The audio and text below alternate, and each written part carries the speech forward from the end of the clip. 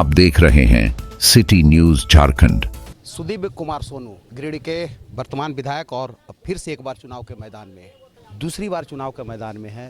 कई अभी आज मुख्यमंत्री भी आ रहे हैं। कितना जैसे आने से कल्पना सोरेन भी लगातार आपके क्षेत्र में प्रचार कर रहे हैं, कितना मन में मतलब जैसे एक दृढ़ निश्चय होता जा रहा है इन लोगों के आने से? देखिए, दो चीज़ें हैं। नेता हमारे अपनी जनता, अपने कार्यकर्ताओं, अपने मतदाताओं को गोलबंद करने के लिए तो उनको आना ही था, आएंगे ही। अब रह गया सवाल, देखिए चुनाव मेरे हिसाब से अब लोकलाइज होता जा रहा है। वो दौर चला गया जब हम हाथ हिलाकर लोगों से वोट मिल जाता था। पर्सनल कनेक्ट क्या है जनता के बीच, वो बहुत महत्व करता है। और मुझको लगता है कि अपने 5 वर्षों के इस कार्यकाल में एक संजीदा जनप्रतिनिधि के तौर पर जनता के बीच में रहा हूँ। विधायी कर्तव्यों में जो भी बेहतर हो सकता था वो हमने करने की कोशिश की है। विकास के मुद्दे पर बेहतर काम करने की कोशिश की है। तो ये लगता है कि जनता का आशीर्वाद मिलेगा इस बार। एक बार सवाल, जैसे कौन सा मुद्दा, जैसे 5 सालों में आपने जो काम किया, क्या लगता है कि अब अगला जो मिलेगा मौका उसमें क्या करना चाहते हैं? देखिए, शिक्षा और चिकित्सा के क्षेत्र में हमने काम की शुरुआत की है। धरातल पर कुछ योजनाएं उतरी हैं, कुछ बाकी हैं।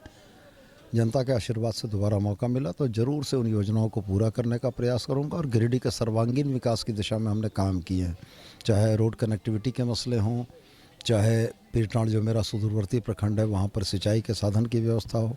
ये तमाम काम किए और हमको लगता है कि इन कामों को पूर्ण रूप से जनता को लोकार्पित करना मेरा सबसे प्राथमिक कर्तव्य होगा। सरकार कितनी मजबूती के साथ लगता है कि इस बार झारखंड में फिर से पुनः इंडी गठबंधन आएगी?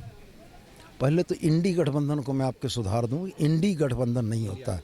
हाँ, तो फिर आपको एनडे गठबंधन बोलना पड़ेगा, है ना। इंडिया गठबंधन है और इंडिया भारतवर्ष के लोगों का प्रतिनिधित्व करती है।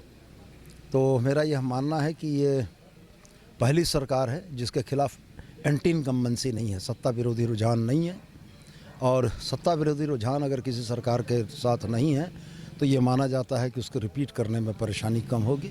और मेरा यह स्पष्ट मानना है कि हेमंत सोरेन जी ने जनापेक्षी योजनाओं से गरीब जनता की आंखों के आंसू पोंछने का काम किया है और निश्चित रूप से जनता का आशीर्वाद मिला। सम्मान योजना कितना कारगर हुआ, ये आपके चुनाव में कितना कारगर दिख रहा है? क्योंकि प्रथम चरण के चुनाव में जिस तरह से महिलाओं ने लंबी लाइन लगाकर अपनी बारी का इंतजार किया, मतदान किया, क्या लगता है जेएमएम को कितना उम्मीद है मैया सम्मान योजना का? देखिए, जेएमएम को उम्मीद अपनी तमाम जनापेक्षी योजनाओं से है, उसमें मैया सम्मान भी एक है। आपका कथन बिल्कुल सत्य है कि प्रथम चरण के 43 सीटों के मतदान के आंकड़ों के विश्लेषण से यह स्पष्ट हुआ है कि लगभग 5% महिलाओं का वोट पुरुषों से ज़्यादा हुआ है। और महिलाओं की ये भागीदारी, उत्साहपूर्ण भागीदारी, ये दिखाती है कि हेमंत सरकार की महिलाओं केंद्रित योजनाओं का लाभ महिलाओं को मिला है। और साथ साथ महिलाएं इस बात के लिए उत्साहित हैं कि जिस सरकार ने उनको लाभ दिया है उस सरकार के स्थायित्व के लिए उन्होंने घर से निकलकर वोट किया है। क्या कहेंगे अपने क्षेत्र में, आप क्या कहेंगे?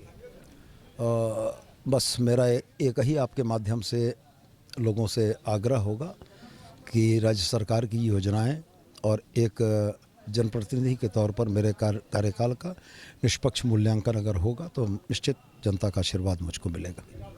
यह है सुदीप कुमार सोनू। इन्होंने कहा कि अब चुनाव जो है लोकलिटी पर हो गया, यानी लोकल मुद्दों पर आधारित हो गया, लोकल कनेक्टिविटी पर, यानी आप कितने जनता के बीच में रहते हैं उन मुद्दों को लेकर के हो गया, न कि कोई ऐसा कोई शक्ति आए, बाहर से कोई आए, हाथ हिलाए और वोट लेके चला जाए। पार्टी बेसिस नहीं रहा। अब यह मुद्दा रह गया कि जो जनता से ज़्यादा कनेक्टिविटी रहेगा चुनाव में वही दंगल मारेगा। यानी ये कह सकते हैं कि सुदीप कुमार सोनू का जो दृढ़ निश्चय और जिस तरह से विश्वास के साथ कहा कि इस बार रिपीट हो रही है इंडिया गठबंधन की सरकार, तो इससे साफ जाहिर होता है कि इन्होंने जो काम किए हैं उस पर इनको भरोसा है कि जनता इन्हें दोबारा जो है अपना जनादेश देगी और दोबारा यहाँ से विधायक बनेंगे। कैमरामैन कृष्णा के साथ विकास सिन्हा,